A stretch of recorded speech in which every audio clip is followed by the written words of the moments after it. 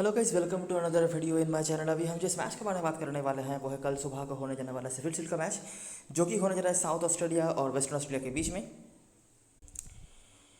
तो ये मैच जो है होने जा रहा है कैरन रल्टन ओवल एडिलेड में, जो कि साउथ ऑस्ट्रेलिया का घर है। मार्च कप ठीक सही गया था हमारा, बहुत बुरा भी नहीं बहुत अच्छा भी नहीं। स्पेशली अगर आपने वीडियो का हेल्प लिया होगा, आपने सही किया होगा। अभी फोकस है 4 डे मैचेस की तरफ। ठीक है, जो भी चीज़ आपने मार्च कप में आइडिया रखा हुआ था दोनों टीम्स के बारे में, वो यहाँ पे आपको फ्लश में बहा देना है। ठीक है, पूरी तरीके से जो चीज़ हमने समझा था स्पेशली वेस्टर्न ऑस्ट्रेलिया की तरफ से ना, वो चीज़ अभी यहाँ पे काम पे नहीं आने वाला है आपके लिए। और ये जो दोनों टीमें हैं स्पेशली वेस्टर्न ऑस्ट्रेलिया, बहुत ही बड़ी एक एग्जाम्पल है जो आपको समझा सकता है कि क्यों 4 डे मैचेस में सिर्फ अच्छे बैटिंग के साथ ही आप नहीं जीत सकते हैं उसके लिए। ठीक है, मैं क्या कहना चाहता हूँ मैं आगे आपको समझाऊंगा जब आगे हम बातें वगैरह करेंगे। लेकिन पहले मैं दोनों टीम्स के बारे में आपको आइडिया दे दूँ। जैसे कि आप देख सकते हैं कि पिछले सीजन में साउथ ऑस्ट्रेलिया तो हमेशा नीचे ही रहती है, तो 6 टीमों की टेबल में 6ठे स्थान पर, वेस्टर्न ऑस्ट्रेलिया भी तीसरे स्थान पर रही थी। लेकिन जब मैं आपको लीडर बोर्ड दिखाऊंगा, मतलब इंडिविजुअल परफॉर्मर्स दिखाऊंगा, तब आपको दिखेगा कि वेस्टर्न ऑस्ट्रेलिया की तरफ से बहुत सारे ऐसे बैट्समैन थे जिनका मिनिमम 45-50 के ऊपर औसत रहा करता था, लेकिन फिर भी यहाँ पर वो तीसरे स्थान पर रह गए। क्यों? उसके पीछे का रीज़न यह है, ये दोनों ही टीमों के लिए लागू होता है। साउथ ऑस्ट्रेलिया की चलिए बैटिंग भी उतनी अच्छी नहीं थी, मतलब 1-2 प्लेयर को छोड़ के, बॉलिंग तो थी ही नहीं। वेस्टर्न ऑस्ट्रेलिया का बैटिंग तो बहुत अच्छा था, लेकिन बॉलिंग कभी अच्छा नहीं हो पाया था, और इसके वजह से चाहे वो 400-500 रन भी क्यों ना करते, at the end of the match वो रिजल्ट नहीं निकाल पाते थे। ठीक है, और अगर ये रन कहीं पे 400-500 से कम बन गया तब वो मैच हार भी जाते थे। ठीक है, और यही चीज़ की वजह से वेस्टर्न ऑस्ट्रेलिया चाहे कितना भी बैटिंग अच्छा कर ले, कभी भी उस तरह से डोमिनेटिंग साइड नहीं बन पाई है 4 डे मैचेस में। स्पेशली लास्ट सीजन की अगर मैं बात करूँ तो तो वे आगे बढ़ते हैं और स्टार्ट करते हैं इस मैच की एनालिसिस। वेदर बिल्कुल क्लियर है, तो यहाँ पे कोई दिक्कत वाली बात नहीं है। रैंकिंग मैंने आपको पहले ही बता दिया, साउथ ऑस्ट्रेलिया ने 6ठे स्थान पर खत्म किया था, वेस्टर्न ऑस्ट्रेलिया ने तीसरे स्थान पर खत्म किया था। पिछले सीजन में 2 बार इन दोनों टीमों का मैच हुआ था, एक में वेस्टर्न ऑस्ट्रेलिया जीती थी और एक हुआ था टाई, और इसीलिए 3-1 से आगे है, नहीं तो 4-1 से वो आगे चल रहे थे। एक टाई यहाँ पे ऐड हो चुका है। पिछले सीजन के ये कुछ परफॉर्मर्स हैं जहाँ पर साउथ ऑस्ट्रेलिया की तरफ से जो 2 मेजर परफॉर्मर्स आपको दिख जाएंगे, उनमें से हेनरी हंट है और ट्रेविस हेड है। नियल्सन के भी कुछ परफॉर्मेंस थे, लेकिन एवरेज काफ़ी कम है, आप देख सकते हैं कंसिस्टेंट नहीं थे। लेकिन साउथ ऑस्ट्रेलिया की तरफ से आप देखेंगे कितना बड़ा लिस्ट है यहाँ पर बैटिंग में, जहाँ पे टॉप 3 जो है इनका 50+ है, टॉप यहाँ पर 2 प्लेयर्स के 70+ का भी औसत रह चुका है। तो आप समझ सकते हैं बैटिंग कितना स्ट्रांग हुआ करता था इनका। इसके अलावा कैमरन बैंक्रॉफ्ट जिनका भी 49 के आसपास औसत था, वाइटमैन के भी 40 के आसपास औसत रहे हैं। तो बैटिंग तो बहुत अच्छा रहा है। लेकिन अगर हम बॉलिंग पे आ जाएं तो साउथ ऑस्ट्रेलिया की तरफ से एक भी बॉलर का नाम यहाँ बताने के लिए नहीं है। देखिए, ये 4 डे मैच है, यहाँ पे बहुत ओवर्स बॉलिंग करने को मिलते हैं, तो मिनिमम अगर 2 विकेट्स पर इनिंग्स के हिसाब से नहीं विकेट्स मिल रहे हैं किसी को, तो कोई फ़ायदा नहीं है फैंटेसी में। तो उससे भी ख़राब हालत पे रहे हैं साउथ ऑस्ट्रेलिया के बॉलर्स। कैमरन कैनन वेस्टर्न की तरफ से बताने लायक कुछ रहे हैं, लेकिन इनका भी आप समझ सकते हैं कि 2 विकेट्स पर इनिंग्स के औसत से नहीं रहा है। आप समझ सकते हैं 2 विकेट्स पर इनिंग्स मतलब, अगर मैं समझ लूँ कि उन्होंने दोनों ही विकेट्स बोल्ड करके या एलबीडब्ल्यू करके लिए होंगे, तो आपको मिलते हैं 24 पॉइंट्स। तो 24 गुना 48 पॉइंट पर इनिंग्स मतलब 96 पॉइंट्स पर मैच, अगर सब कुछ सही 48 पॉइंट्स पर मैच अगर सब कुछ सही रहा तो। ठीक है, माफ करना 96 पर मैच अगर सब कुछ सही रहा, 2 विकेट्स पर इनिंग्स के औसत से, और चारों ही विकेट जो वो ले रहे हैं दोनों इनिंग्स मिलाकर, अगर वो एलबीडब्ल्यू या बोल्ड कर रहे हैं तब जाके 96 पॉइंट मिल सकता है। ठीक है, वो भी बहुत बड़ा नहीं है और हमेशा ऐसा होगा भी नहीं, और समझ सकते हैं आप, तो वो भी यहाँ पर नहीं है।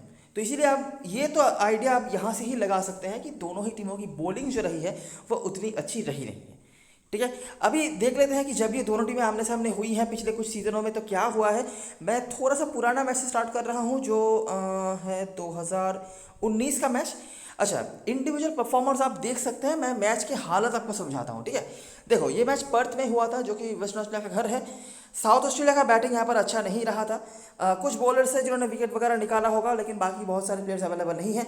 वेस्टर्न ऑस्ट्रेलिया ने बनाया था 157। फिलिपी जो करंट स्क्वाड में अवेलेबल है, और 2 दिन पहले ही एक बहुत बड़ा शतक लगा के आ रहे हैं इसी ग्राउंड पे, इसी टीम के अगेंस्ट में, तो अच्छा मेमोरी रहा होगा उनका। बाकी यहाँ पर निक विंटर, वोडल जो करंट स्क्वाड में अवेलेबल होंगे। उसके बाद साउथ ऑस्ट्रेलिया ने यहाँ पर भी बैटिंग अच्छी नहीं करी थी, जिसको लीड किया था मार्टिन केली ने। मार्टिन केली एक बहुत ही स्टैंड आउट परफॉर्मर रहा करते थे वेस्टर्न ऑस्ट्रेलिया के होकर 4 डे मैचेस में, लेकिन इनका भी उतना अच्छा नहीं चला। आप समझ सकते हैं किसी का भी नहीं चला तो इनका कैसे ही चल जाएगा। वेस्टर्न ऑस्ट्रेलिया ने यहाँ पर अच्छा करा था, फिलिप यहाँ पर वापस से दिख रहे हैं, ठीक है। और ये मैच हुआ था पर्थ में, ये है 2019 का मैच। ये कुछ परफॉर्मर्स से आप देख सकते हैं।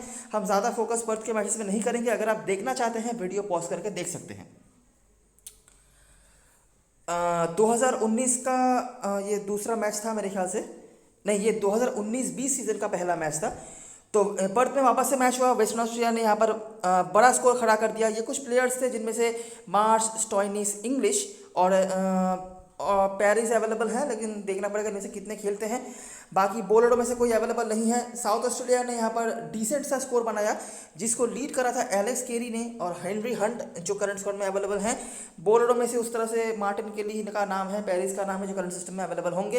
एस्टन अगर, शॉन मार्स के कुछ रन। साउथ ऑस्ट्रेलिया 308 पर यहाँ पर निपट गई, जहाँ पर करंट स्क्वाड में सिर्फ विदरॉल आपको दिख जाएंगे। केली वापस से आप दिख रहे हैं। केली यहाँ पर काफ़ी इंपॉर्टेंट रोल प्ले करते थे, हालांकि करंट स्क्वाड में अवेलेबल नहीं है। पहला मैच जो हमारे पास आ रहा है एडिलेड का 2019-20 सीजन का आखिरी मैच और एडिलेड का पहला मैच, ठीक है। तो यहाँ से हम थोड़ा ज़्यादा फोकस करने की कोशिश करेंगे। पर्थ वाले मैचेस आप देख रहे हैं, दोनों ही मैचेस में वेस्टर्न ऑस्ट्रेलिया एक मैच में वो जीते हैं, और जी हाँ, दोनों ही मैच में वो जीते थे जो पर्थ वाले मैचेस हुए थे। एडिलेड में हम आ गए हैं और ये पहला मैच, ठीक है। साउथ ऑस्ट्रेलिया ने बनाया 389। करंट स्क्वाड में आपको विदरॉल दिख जाएंगे, हेड दिख जाएंगे, नियल्सन अवेलेबल नहीं है, और वोडाल के कुछ रन्स हैं, ठीक है। बॉलरों में से पेरिस, केली, बाकी कोई अवेलेबल नहीं है। वेस्टर्न ऑस्ट्रेलिया की तरफ से बनाया run Shaun Marsh, Cameron Green. नामों को याद रखना, कौन सा नाम हमने बताए हैं, विदरॉल्ड, हेड और यहाँ से वोडाल, और यहाँ से पेरिस, यहाँ से शॉन मार्स, कैमरन ग्रीन। बॉलरों में से विश अगर। साउथ ऑस्ट्रेलिया की तरफ से दूसरे इनिंग्स में भी हेदरॉल ने बनाया हेड के साथ। बाकी ये कुछ प्लेयर्स थे, जहाँ से हेनरी हंट आपको दिख रहे हैं। हेनरी हंट का भी कुछ नाम आपको देखने को मिलेगा, देखते रहे ना। केली वेस्टर्न ऑस्ट्रेलिया चेज नहीं कर पाई, ठीक है। स्टॉइनिस के अलावा कोई यहाँ पर बताने लगे नहीं था, और स्टॉइनिस भी अवेलेबल नहीं है। और वोडाल ने यहाँ पर लीड करा था। वोडाल एक लौते बॉलर हैं साउथ ऑस्ट्रेलिया की तरफ से, जो आपको दिख जाएंगे इस पिक्चर में। काफ़ी अच्छा रिकॉर्ड होल्ड करते हैं। आखिरी सीजन में भी उन्होंने कुछ विकेट्स निकाले हुए थे, हालांकि उतना अच्छा तो नहीं था, कुछ इफेक्टिव तो नहीं था, लेकिन विकेट्स उन्होंने जरूर निकाला था। तो यहाँ पर आपको दिख रहा है कि साउथ ऑस्ट्रेलिया ने जीत हासिल करा था, ठीक है। डे 4 में आके उन्होंने मैच यहाँ पर निकाल दिया था, और बैटिंग यहाँ पर ठीक ठाक करा था उन्होंने। 389 एक बार, यहाँ पर 196 पर 5। कुछ प्लेयर्स हमें देखने को मिले हैं, जहाँ से विदरॉल्ड, हेड दोनों इनिंग्स में, और शॉन मार्स, कैमरन ग्रीन एक एक इनिंग्स में चले थे। और यहाँ से पेरिस के लिए कुछ बॉलर्स थे, और डैनियल वोडाल साउथ ऑस्ट्रेलिया की तरफ से। आखिरी मैच जो दोनों टीमों के बीच में हुआ था एडिलेड में, और ये है पिछले सीजन का पहला मैच, और इस ग्राउंड पे भी जो पहला मैच हमें देखने को मिलता है, ठीक है। क्या हुआ था देखो, वेस्टर्न ऑस्ट्रेलिया ने बनाया था विशाल स्कोर 481। कैमरन ग्रीन और शॉन मार्स ने यहाँ पर भी कुछ स्कोर बनाया था, बहुत बड़ा नहीं लेकिन स्कोर है। बाकी जिन्होंने बड़ा स्कोर बनाया था वो है जॉश इंग्लिश और एस्टन अगर, ठीक है। इसके अलावा व्हाइटमैन, बैंक्रॉफ्ट, सब ने यहाँ पे अच्छा स्कोर खड़ा किया था, और इसी मैच से ही आइडिया लग चुका था कि क्या सीजन होने वाला है साउथ ऑस्ट्रेलिया का। आप देख सकते हैं सब ने यहाँ पर रन बनाया, शायद बीच में कोई एक आध फेल हुआ होगा, लेकिन बाकी 481 फॉर 5, मतलब पर विकेट की औसत से आप अगर देखेंगे तो 90 के ऊपर औसत आ रहा है पर विकेट की वजह से, ठीक है। पोप ने यहाँ पर 5 विकेट निकाले थे, करंट स्क्वाड में अवेलेबल भी हैं। साउथ ऑस्ट्रेलिया ने डिसेंट बनाया स्कोर, बुरा भी नहीं था, जहाँ पर विदरॉल वापस से दिख रहे हैं, हेड यहाँ पर है, हंट हैं, ठीक है। तो 3 नाम यहाँ पर आपको दिख रहे हैं। गैनन के विकेट्स रहे हैं, एस्टन अगर ने बॉलिंग से भी विकेट निकाला था। पिच पे स्पिनर्स के लिए खास कुछ नहीं रहता है, जो आपने वनडे मैच में भी देखा होगा, लेकिन विकेट्स मिलने का मतलब हेल्प से कोई ज़्यादा यहाँ पर नहीं है कि हेल्प मिलेगा तभी विकेट्स मिल सकते हैं। ब्रेक थ्रू दिलाने के काम पे या खराब शॉट सिलेक्शन से भी विकेट्स कभी कभार मिल जाते हैं, जो यहाँ पर एस्टन अगर ने निकाला भी हुआ था। वेस्टर्न ऑस्ट्रेलिया ने दूसरे इनिंग्स पर यहाँ पर डिक्लेयर वापस से दे दिया था, जहाँ पर बैंक्रॉफ्ट दोनों ही इनिंग्स में रन बनाया था उन्होंने। शॉन मार्स पहले इनिंग्स में 30 के आसपास, और यहाँ पर 100 रन उन्होंने बनाए थे। साउथ ऑस्ट्रेलिया की बैटिंग उतनी अच्छी नहीं रही, चौथे इनिंग्स में हारते हैं। हालांकि विदरॉल्ड और हेड, 2 नाम कंसिस्टेंटली आपको यहाँ पर दिख रहे हैं, कुछ ना कुछ वो करे जा रहे हैं। बॉलरों में से सबने कुछ ना कुछ विकेट्स निकाला, हालांकि डोमिनेटिंग उस तरह से नहीं था, लेकिन कैमरन गैनन एक नाम आपको दिख रहे हैं, जिन्होंने दोनों इनिंग्स मिलाकर 5 विकेट निकाले थे। और आखिरी जो मैच हुआ था, और आखिरी मैच इस फिक्चर का भी, और पर्थ में ये मैच हुआ था, साउथ ऑस्ट्रेलिया ने यहाँ पर बनाया था बहुत ही बड़ा टोटल।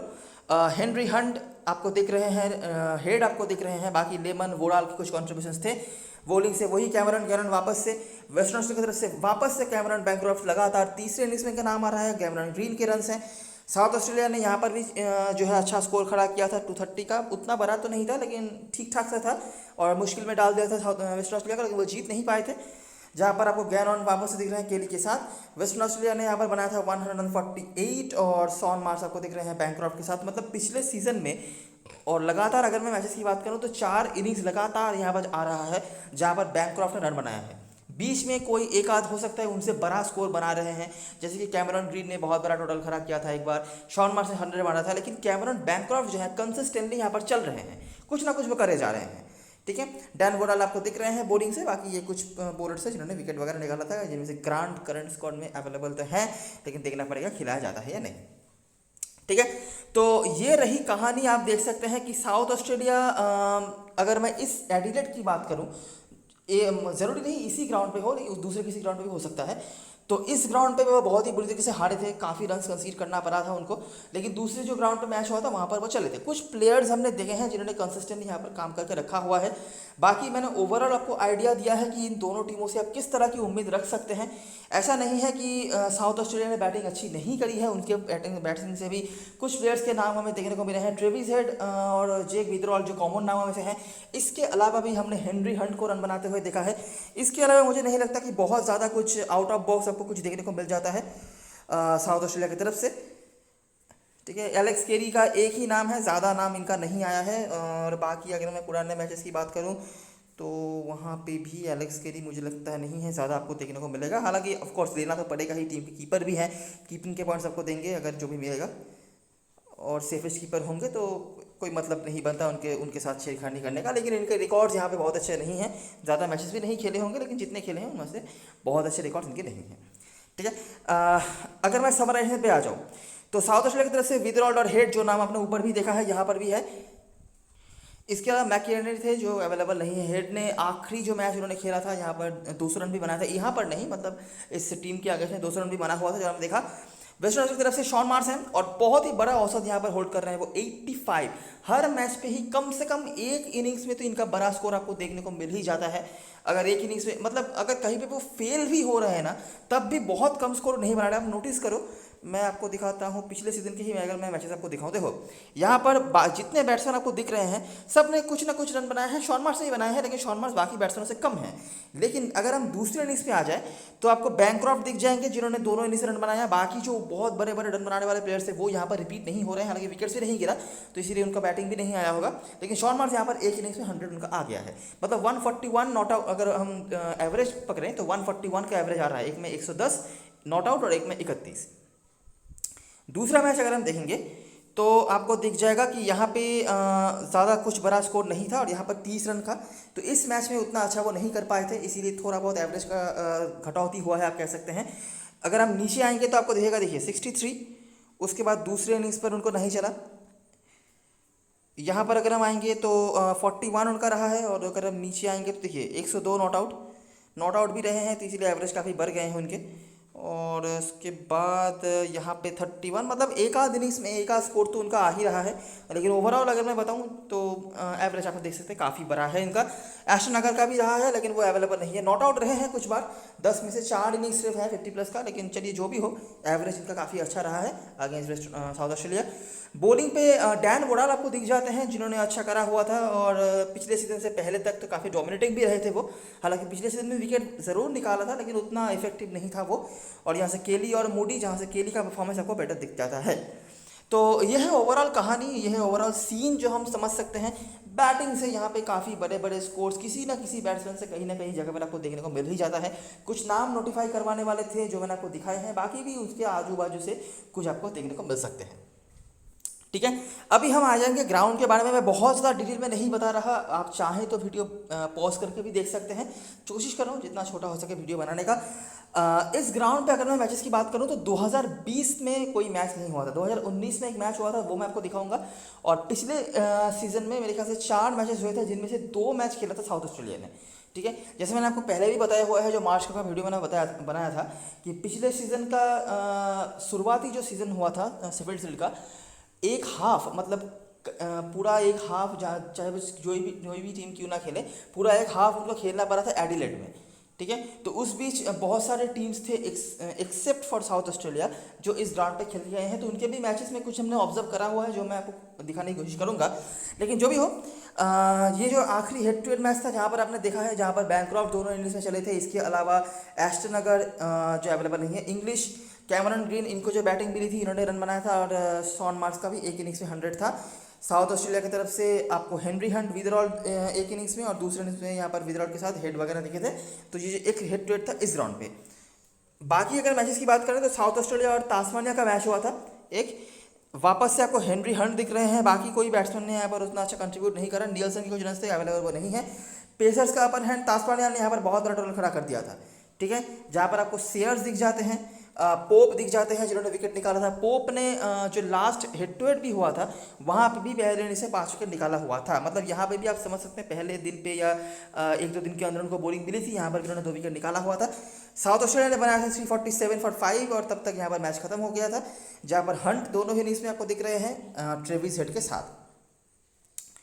क्वींसलैंड और न्यू साउथ वेल्स का मैच हुआ था, यहाँ पर ये जो टीम रही है ये बॉलिंग हेवी टीम हुआ करते थे, इन दोनों टीमों के पास अच्छा बॉलिंग हुआ करता था, इसीलिए क्वींसलैंड चैंपियन भी रही है पिछले सीजन की।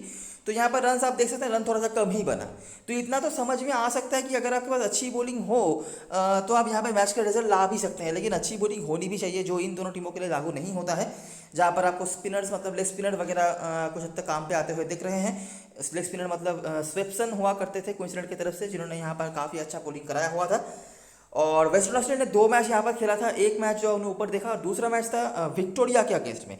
विक्टोरिया ने भी वही सेम चीज़ करा जो इनकी बॉलिंग से अब होना चाहिए था। साउथ ऑस्ट्रेलिया की बैटिंग उतनी अच्छी नहीं होती है, इसीलिए उतना आपको नहीं दिखा होगा, लेकिन विक्टोरिया ने क्या किया देखिए, 4 विकेट पर 414 रन, दोनों ओपनर ने यहाँ पर बहुत बड़ा टोटल खड़ा किया था। केली शॉर्ट ने विकेट निकाला था, वेस्टर्न ऑस्ट्रेलिया ने भी ठीक ठाक से स्कोर बनाया था, जहाँ पर शॉन मार्क्स, इंग्लिश, तो इंग्लिश 2 बार उन्होंने यहाँ पर बैटिंग करी है, ठीक है। लास्ट जो हेड टू हेड हमने देखा, पहले इनिंग से बैटिंग करी, 100 मारा, नॉट आउट रहे, दूसरे इनिंग से बैटिंग नहीं मिली। उसके बाद वेस्टर्न ऑस्ट्रेलिया बनाम विक्टोरिया का मैच हुआ, वहाँ पर भी उन्होंने 100 मारा। शॉन मार्क्स आखिरी 2 इनिंग्स से इनके भी 100 हैं। कैमरन ग्रीन 2 इनिंग्स खेला है, दोनों इनिंग्स से 50+ स्कोर है, एक इनिंग से बैटिंग नहीं मिली थी। और डार्सी शॉट पेसर्स के साथ स्पिनर्स के विकेट, विक्टोरिया ने यहाँ पर भी डिसेंट सा स्कोर बनाया हुआ था, जहाँ पर 11 रन आपको विकेट लेते हुए दिख रहे हैं। और आखिरी जो मैच हुआ था साउथ ऑस्ट्रेलिया बनाम विक्टोरिया, साउथ ऑस्ट्रेलिया ने बनाया था 260, ये जो 19 साल का जब मैंने आपको बताया था मैच, ये एकमात्र मैच था, बीच में 1 साल मैच नहीं हुआ, जहाँ पे भी आपको हेड और विदरॉल 2 सेम नाम फिर से दिख रहे हैं। बॉलरों में से निक विंटर जो करंट स्क्वाड में अवेलेबल हैं, हेड के विकेट्स भी हैं और दूसरे इनिंग्स पे भी रन हैं। और आखिरी दिन पे आते आते ये कुछ चीज़ें थी जहाँ पर विक्टोरिया ने जीत हासिल कर दिया, ठीक है। तो कुछ नाम क्रिस्टल क्लियर हमारे सामने आ रहे हैं और बार बार आ रहे हैं। अगर 2019 के बाद चीज़ों को छोड़ दे, उसके बाद टीम में बदल हुआ, मतलब काफ़ी चेंजेस हुए हैं, पिच में भी चेंजेस आए होंगे, तो इतना तो हम देख सकते हैं कि दोनों ही टीम यहाँ पे रन बनाने की एबिलिटी रखती है और दोनों टीमों की बॉलिंग जैसी है आप ये उम्मीद ही रख सकते हो, ठीक है। जो वेस्टर्न ऑस्ट्रेलिया मार्च कप में थी वैसी बॉलिंग यहाँ पे वो करेंगे ये उम्मीद मत रखना, क्योंकि 4 डे मैचेस में बॉलिंग की वजह से ही उनको बार बार पीछे जाना पड़ा है और यहाँ पे भी मुझे बहुत ज़्यादा चेंज होता हुआ दिख नहीं रहा है। अभी बैटिंग की अगर मैं बात करूँ तो डेप्थ और कंसिस्टेंसी ज़्यादा वेस्टर्न ऑस्ट्रेलिया के पास है, तो इसीलिए हमारा जो टीम होगा, अगर हम बैटिंग हैवी टीम ही बना रहे हैं तो ऑफकोर्स वेस्टर्न ऑस्ट्रेलिया के बैट्समैन को हमें ज़्यादा रखना पड़ेगा। कुछ नाम हमने देखे हैं साउथ ऑस्ट्रेलिया की तरफ से, तो उनको हम कंसिडर करेंगे, ठीक है। आगे बढ़ते हैं और देखते हैं क्या क्या और मिलता है हमें। ग्राउंड में इंडिविजुअलिटी उतना ज़्यादा हमें नहीं देखने को मिला है, जो नाम थे मैंने आपको दिखा दिया।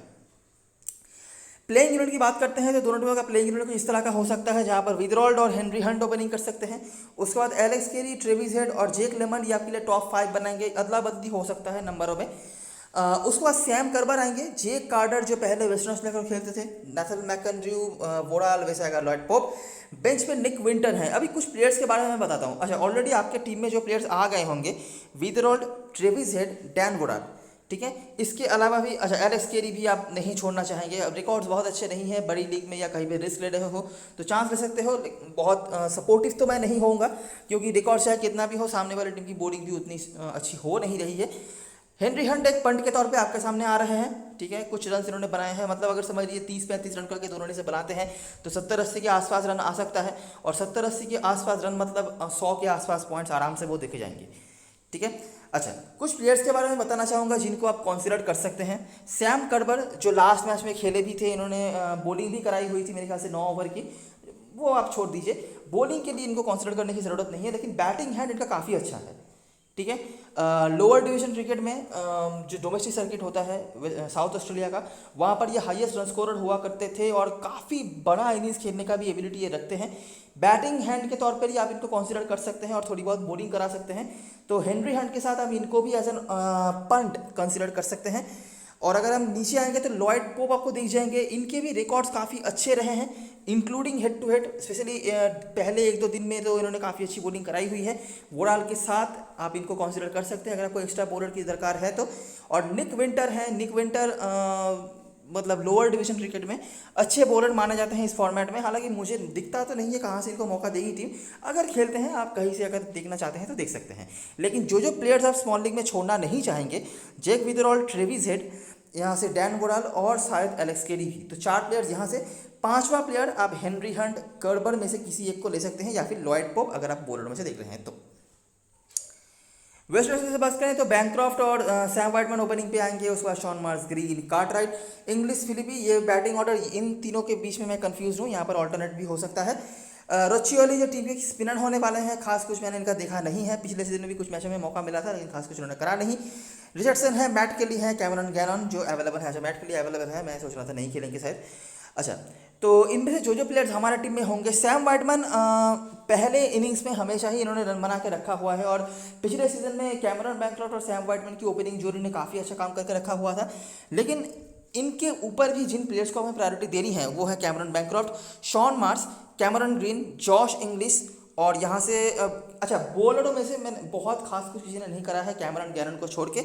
मार्टिन केली ने हिस्टोरिकली अच्छा करा है लेकिन उनका भी बहुत खास कुछ नहीं है, तो ये ऑप्शनल है। ठीक है, ज़्यादा बॉलर लेने की कोशिश मत करना, 3 से ज़्यादा बॉलर तो कतई नहीं लेना है हमें, याद रखना। तो ये 5 प्लेयर्स आ गए। 6ठा प्लेयर आप सैम वाइटमैन को ले सकते हो। ठीक है, फिलिपी के बारे में मुझे कुछ खास यहाँ बताने के लिए नहीं है क्योंकि इस फॉर्मेट में मैं खास कुछ मैंने करते हुए देखा नहीं है। एक ही मैच जो आपने देखा था उनका नाम आया था जो पर्थ में हुआ था। लेना चाहो तो ले सकते हो लेकिन मुझे लगता है कि इनके चक्कर में किसी इंपॉर्टेंट प्लेयर को आप नहीं छोड़ो तो ही बेहतर होगा। तो अगर आप फिलिपी देखना चाहते हो जिनका परसेंटेज हाई होगा, आप इनके साथ जा सकते हो, या फिर वाइटमैन अगर बैटिंग ऑप्शन देखनी है तो। और बॉलरों में से मैट केली का ऑप्शन है जो आप कंसिडर कर सकते हो। जायड रिचर्डसन इंजरी के बाद आएंगे तो इनको कितना बॉलिंग दिया जाएगा ये देखना पड़ेगा। और बाकी इस फॉर्मेट में मैंने इनको भी कुछ खास करते हुए देखा नहीं है कभी। वाइट बॉल क्रिकेट में ऑफकोर्स बहुत ही मतलब इंपॉर्टेंट रोल प्ले करते हुए आए हैं लेकिन रेड बॉल क्रिकेट में मैंने इनको खास करके कोशिश करते हुए पहले कभी देखा नहीं है। ठीक है, तो ये कुछ प्लेयर्स होंगे, बाकी देखते हैं किस तरह से हम हमारा टीम का स्ट्रक्चर बना पाते हैं इन प्लेयर्स को लेकर। पेरिस ने भी कुछ अच्छे परफॉर्मेंसेस करे हुए हैं लेकिन मुझे लगता है टीम नाम के पीछे ही जाएगी और क्योंकि जायड रिचर्डसन को भी फिट करना है तो ऑफकोर्स ये मैचेस को वो कंसिडर कर सकते हैं। कैप्टन मसलन चॉइस की बात करें तो शॉन मार्श और ग्रीन के आसपास लोग जा सकते हैं। फिलिपी को भी लोग कैप्टन मसलन बना सकते हैं। हालांकि मैं बहुत ज़्यादा सपोर्टिव तो नहीं होऊंगा लेकिन क्या है कि जैसी बॉलिंग है ना साउथ ऑस्ट्रेलिया की, कोई भी जाके रन बना सकता है। और जब मैं कह रहा हूँ कोई भी मतलब कोई भी, पिछले एडिशन में मैंने तो बॉलरों को भी रन बनाते हुए देखा है उनके अगेंस्ट में। तो फिर भी बैट्समैन हैं जो 2 दिन पहले ही इसी ग्राउंड पे इसी टीम के अगेंस्ट में इतना बड़ा 100 मार के आए हैं, तो बिल्कुल पॉसिबिलिटी है। उस वक्त कैमरन बैंक्रॉफ्ट है, रिस्क में वाइटमैन और इंग्लिश में से ऑप्शंस हैं जिनको आप देख सकते हो। बॉलरों में से मैं ज़्यादा नहीं जा रहा, अगर आप देखना चाहते हो तो केली और गैरन के ऑप्शंस अवेलेबल होंगे अगर आप कंसिडर करना चाहते हो तो। साउथ ऑस्ट्रेलिया की तरफ से हेड और केरी इनके ही इर्द गिर्द लोग जाएंगे। अगर कैप्टनसी वाइस कैप्टनसी देखनी हो तो हेड हाईएस्ट होंगे मेरे ख्याल से, कैप्टन लोग बनाए, केरी को शायद ही कोई कैप्टन बनाएगा। विदरॉल और वोडाल में से उसके बाद वोडाल कैप्टनसी के लिए नहीं, टीम में रख लो वही बड़ी बात होगी। पंट्स हैं हमारे लिए ये 3, हंट, कर्बर और कार्टर। मेरा वोट थोड़ा ज़्यादा होगा हंट की तरफ, ट्राइड एंड ट्रस्टेड प्लेयर्स में से ये हैं। उसके बाद कार्बर आप कंसिडर करना चाहते हो तो कर सकते हो, बैटिंग है इनका बहुत अच्छा है। कार्डर जो है ये अपने पुराने टीम के आगे खेलने आने वाले हैं, थोड़ी बहुत बॉलिंग भी करा सकते हैं। तो इन तीनों में से आप देख सकते हो कर्बर कार्डर दोनों हो सकता है ऑलराउंडर की तरह यूज्ड हो लेकिन बैटिंग स्पेशलिस्ट होंगे, यही पकड़ के चलना है। ठीक है, तो यहाँ पे टीम थोड़ा सा रिस्की ही बन रहा है। जब मैं बनाने जा रहा हूँ मैंने सोचा था कि मेरे को मैं केरी को लेके मैनेज कर लूँगा लेकिन देखिए ना मेरे को केरी मिल रहे हैं और ना ही मैं जॉश फिलिप को ले पा रहा हूँ जिनका अभी तो 80% सिलेक्शन है और भी बढ़ सकता है। उनके जगह पे मैंने किसको लिया है, लोग बैंक्रॉफ्ट को नहीं ले रहे हैं लेकिन ऑलरेडी आपने देखा है इनका परफॉर्मेंस कैसा रहा है। बाकी देखिए अभी हमें किसी के भी फॉर्म के बारे में मिनिमम आइडिया नहीं है। मार्च कप के वाइट बॉल क्रिकेट के फॉर्म को लेकर हम यहाँ पे कंसिडर नहीं कर सकते हैं तो उसके बारे में हम कुछ बता नहीं सकते। हो सकता है कि हम जिन पॉइंट्स को ले रहे हैं वो पॉइंट्स ही नहीं थे और जिन सेफ प्लेयर्स को छोड़ रहे हैं वही पॉइंट्स देखे जाए, लेकिन कुछ तो बेसिस चाहिए आपको ना। तो उस बेसिस पे बैंकक्रॉफ्ट हमारे लिए इंपॉर्टेंट हो रहे हैं, जैसे हो रहे हैं ग्रीन भी। और ग्रीन की बॉलिंग भी यहाँ पर काम पे आ जाएगी। हालांकि बॉलिंग को लेकर मैं ज़्यादा एक्सपेक्टेशन नहीं रख रहा हूँ इनसे, लेकिन बैटिंग रिकॉर्ड्स जो हैं इनके अच्छे रहे हैं इंग्लिश के साथ। ठीक है, कीपर सेक्शन में सबसे कम परसेंटेज इनका ही होगा, लेकिन रिकॉर्ड सबसे अच्छे इनके हैं, तो मैं क्या ही कर सकता हूँ, है ना। और उसके बाद शॉन मार्श है। हेनरी हंट लिया है मैंने, अगर आप नहीं लेना चाहते हो मत लो, क्योंकि मैंने ऑलरेडी सैम करबर लिया है। ऑलराउंडर सेक्शन में आपके पास ज़्यादा ऑप्शन नहीं होगा। ऑलराउंडर सेक्शन में आपके पास सिर्फ कार्टराइट है जिनको आप कंसीडर कर सकते हो, और कोई भी यहाँ पर खेलेंगे भी नहीं। तो कार्टराइट या कर्बर में से आप एक ले सकते हो, तो मैंने कर्बर को लिया है। अगर आप यहाँ पर हेनरी हंट नहीं लेना चाहते हो, आप हेनरी हंट को मत छोड़ दो, और उसके जगह पर यहाँ पे केरी को लेकर भी आप सेफ रह सकते हो, लेकिन फिर भी हमारे लिए मैनेज नहीं हो रहे हैं। ठीक है, बॉलरों में से गैनन और वोडाल, इन दोनों को मैं नहीं छोड़ना चाहूँगा। लॉयड पोप या मार्टिन केली, इन दोनों में से एक को लेना। लॉयड पोप अगर आप देख रहे हो कि पहले दिन में बॉलिंग मिल रही है, आप कंसीडर कर सकते हो, इनके रिकॉर्ड अच्छे रहे हैं, बहुत ज़्यादा कुछ नहीं, लेकिन आप कंसीडर कर सकते हो। नहीं तो मार्टिन केली, ठीक है, जिनके इस पिक्चर में अच्छे रिकॉर्ड्स हैं, और बस ये स्ट्रक्चर बन रहा है। ठीक है, जहाँ पे कर्बर के साथ आप कुछ कर नहीं सकते और कोई ऑप्शन आपके पास नहीं है। एलेक्स केरी के जगह पर मैं ले रहा था हेनरी हंट को, लेकिन रिस्की हो जाएगा बहुत ज़्यादा।